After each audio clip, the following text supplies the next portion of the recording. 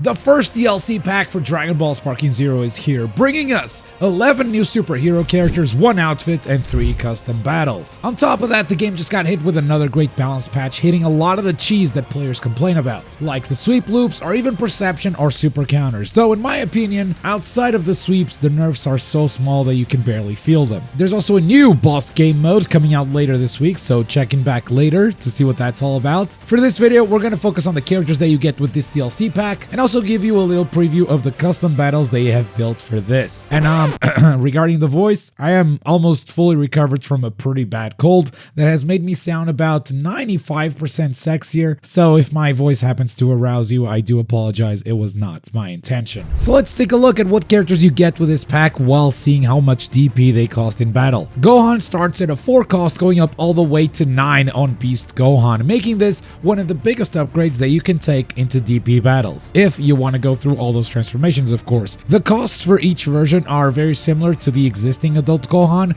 with the exception of Ultimate here, which costs 8 instead of 7. Not sure why they made this one cost more, but maybe it has to do with the fact that this Gohan isn't standalone, that he can actually transform mid-battle. Piccolo starts at a 5, just like his fused with Kami variant, going up to 6 and then 8 for Orange Piccolo, staying at that cost even when he goes Giant. That does make him the most expensive Giant in the game, tied with Anelaza. Both Gammas cost 70p, so around Super Saiyan 2 level in Sparking Zero, and since they don't transform, that's their fixed cost. And then we have Cell Max with a ridiculous cost of 9. So yeah, that thing I said about Piccolo being the most expensive Giant, that didn't last long. But let's see what the characters can actually do in game, starting with Gohan, who's probably the character most of you came here to see. For his rush combos, his options are exactly the same as adult Gohan, and I really like having flying kicks and heavy finish this early in the string. It helps me in a lot of clash situations. For skills, they went with After Image and Full Power Charge, in my opinion, 2 very good skills that are both incredibly cheap, costing only 2 points each. And then his blasts are Masenko, which comes out instantly. It's not a charge beam, it's an instant beam, and a somewhat generic high-speed rush. For his ultimates, they went for a simple Super Kamehameha. Take this! Kamehameha! And that's Gohan, so let's check out Super Saiyan. But before we transform though, notice that Beast Gohan is not on this menu. You cannot go straight to Beast, you have to go through Ultimate Gohan at the very least. Alright, now take those glasses off. I gotta get serious.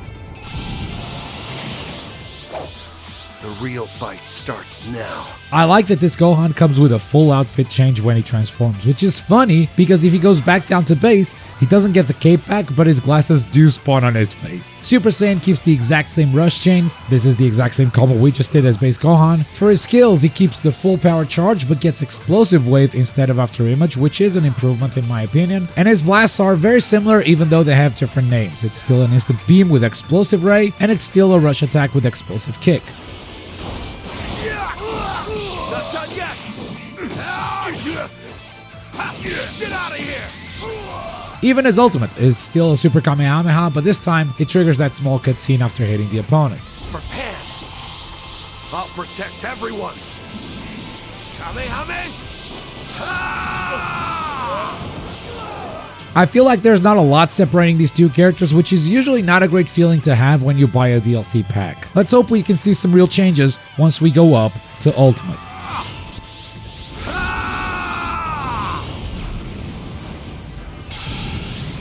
Finally, we see something new here. They changed the rush combo order for this version of Gohan. I like flying kicks early on, that's great. Heavy finishes sitting on the back is a slightly worse option in my opinion, but it does gain Rolling Hammer, which can be useful. His skills are completely different, with Wild Sense and some damage buffs for 15 seconds. He's also got a very unique Blast 1 where he teleports behind his opponent and blasts them. It seems like a very good super for punishing stuff, like it only costs 3 bars. And alongside that, he has another Rush Blast.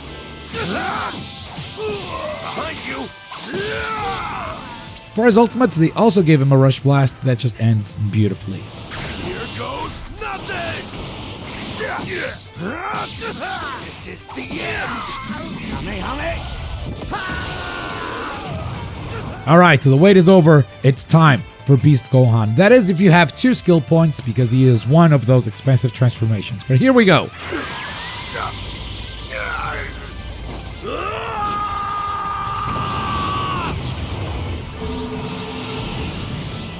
Once you go Beast, you cannot go back. This Gohan does not power down. His rush combo options are similar to Ultimate Gohan, but Rolling Hammer happens sooner, which is a nice upgrade. And with this skill set, it's clear what the developers want for strong characters: Wild Sense and Instant Sparking Mode. We have seen this before in meta characters over and over. And then his blasts are an Instant Beam and a 4-bar teleporting rush, just like UI Goku. Right there!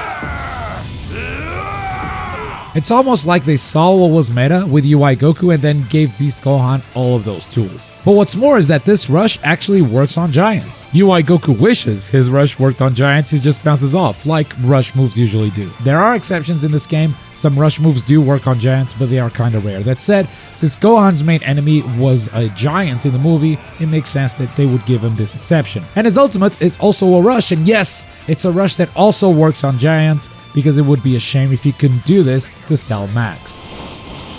I'm putting it all into one shot. Special beam cannon!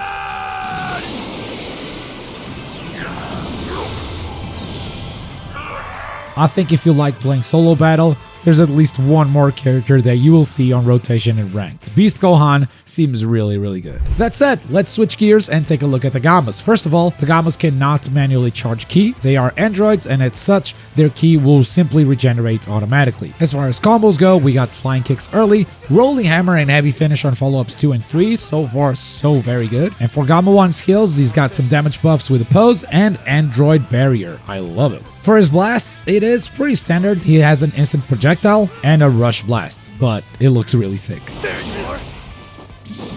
Take this! And so does his ultimate, which is a projectile that triggers a cutscene after it connects. Nice of you to set the stage!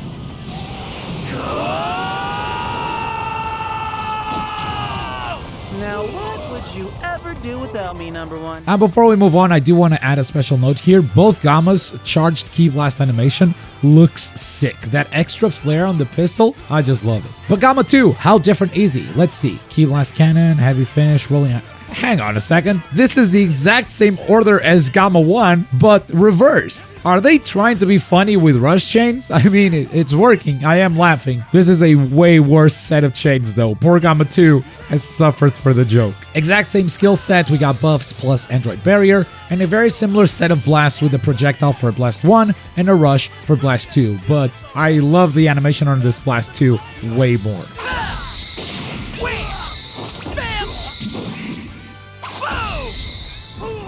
Looking at my sound effects, those are classified. As for his ultimate, it's a suicide attack that is triggered by an unblockable explosive wave, and it looks like this.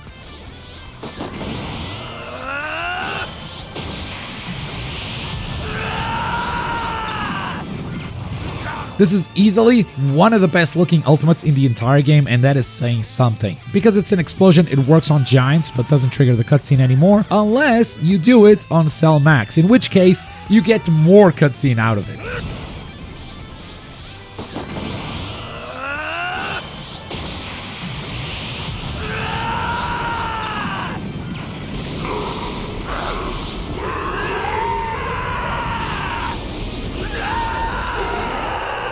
It looks so good. But speaking of looking good, Base Piccolo has Ki Blast Cannon on his first rush chain, which is odd. Not my favorite set. He does have Rolling Hammer though, but it is kinda late. Skills wise, is very defensive with both Wild Sense and False Courage, so auto vanishing plus armor. And for Blast, he's got Energy Volley, yuck, and a full power rush, which is an extremely generic rush attack. Do or die time. Get ready. This is the... Not looking great so far. Luckily, they gave him one of the best looking light grenades I have ever seen for his ultimate. Better things to do than crush you.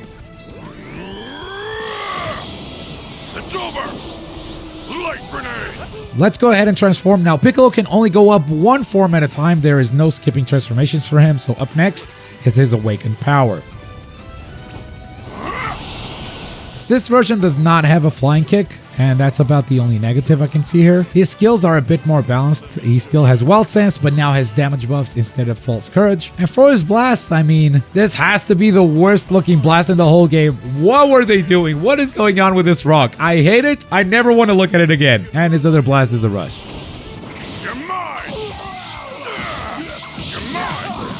As for the ultimate, it's a great looking special beam cannon. This! Special beam cannon! Seriously, did they run out of animation budget or something? Let's go Orange Piccolo. This costs 2 skill points, so it's another expensive transformation. But it looks kinda sick. Side note, Piccolo comes with an alternate outfit, and if you want to wear it, you can use it in base form as well in his awakened form. But as soon as you transform into Orange Piccolo, he rips that outfit off and goes back to this skin. So it's an outfit that works on 2 Piccolos technically. Now Orange Piccolo combo wise, still no flying kick, but now it's actually something I wouldn't expect because he's more of a heavy type and those usually don't get flying kicks. His combos are way faster than I expected actually. I thought they'd make him slower and heavier. Skill wise, it became all about offense with some buffs and instant sparking mode. For his blast, it is pretty standard. You have a beam. Explosive demon wave! And you have a rush super. Take you down in one shot. Where are you going? And for his ultimate, it's a special beam cannon once again, but this time it activates after a rush connects. Take this! Special beam cannon! And for another 2 skill points, you can go Giant. It's so expensive, my goodness. Alright, I forgot about that. Don't worry, it just got bigger, that's all. I feel like combos aren't as big of a deal as a Giant, but he's got Rolling Hammer, which is nice. For skills, they are really good. Explosive Wave as a defensive and Instant Spark for offense. And for his blast, he still has an Instant Beam, but his second blast is a bit unique. It's just a punch, it's unblockable, but it comes out so fast it can almost be considered another rush combo option, but one that costs 4 bars a meter. And then his ultimate activates pretty close with his uppercut and looks like this. Finish this. This is over! The animation is actually longer if you land it on a Giant, and yes, this time it also works on other Giants, it's not just Cell Max.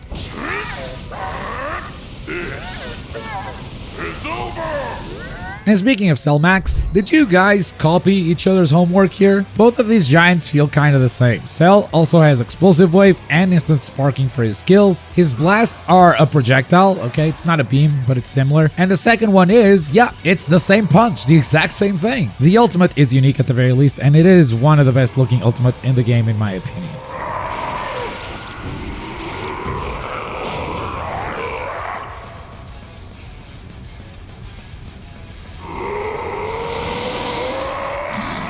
Looks absolutely sick, and it is unblockable, so make sure to fly out of the way for this one. And now that we've seen the characters, here are my quick thoughts on the whole DLC. Gohan Base and Super Saiyan honestly feel a bit generic. Nothing special there except for the transformation animation. I like that the outfit changes. Ultimate Gohan, I don't think he's very good overall, but I do appreciate that he has a new unique blast different from everything else that we've seen currently in the game. I love it when DLC brings something that is actually new, so credit to Ultimate Gohan here. Out of all the Gohan forms, I can only really say they cooked with Beast Gohan. It's clear they know what makes a character strong, even if to get there, they kinda copied UI Goku's kit here and there, but they delivered on giving us a powerful character with animation work to back up the hype. The Gammas I really like for their animation work and personality. Unfortunately, I don't think we'll see them a lot in the future. They don't feel very strong, and for 70p you can definitely do better. But in this game, it's not always about being viable, it's about fan service, and I think the Gammas definitely deliver there. Something that I think Piccolo actually did not.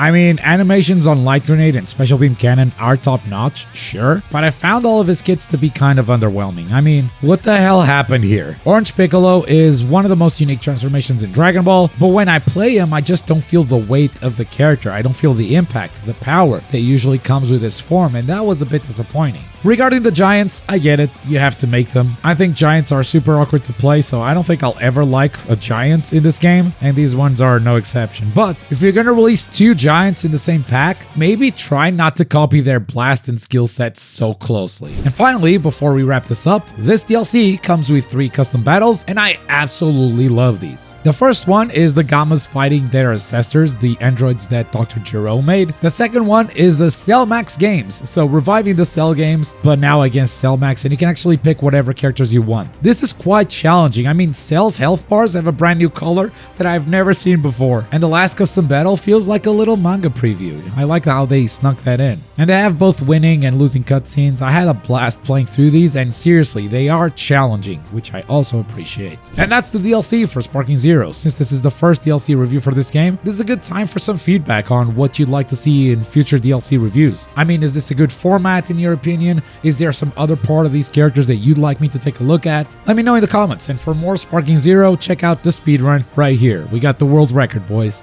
Thanks for watching. Bye.